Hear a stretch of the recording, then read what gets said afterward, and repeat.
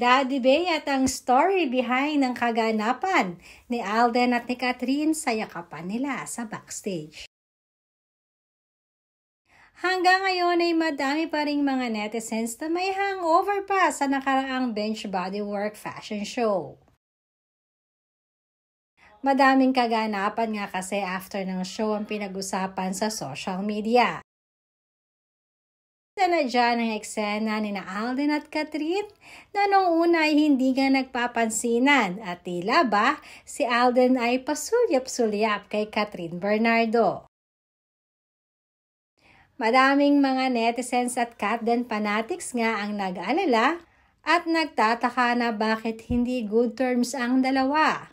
Subalit sa backstage nga ay iba naman na naging kaganapan.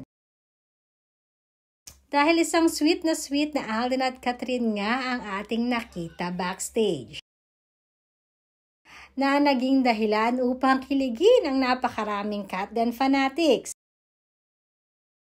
Samantalang dumalo at nagbigay din ng suporta si Daddy Bay sa Bench Fashion Show para kay Catherine at kay Alden.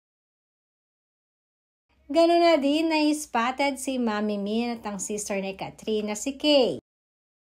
Kaya naman ayon na rin kay Catherine ay medyo pressured siya dahil nanonood ang family niya.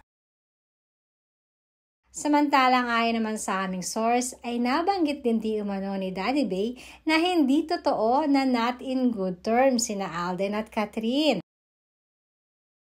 Hindi rin di umano totoo na nagdadadmahan silang dalawa. Sabi nga, what you see is what you get para sa Catden. Reaksyon nga ng mga netizens, yung mga hawak ni Alden kay Catherine ay hawak di umano ng mukhang may karapatan kay Catherine Bernardo.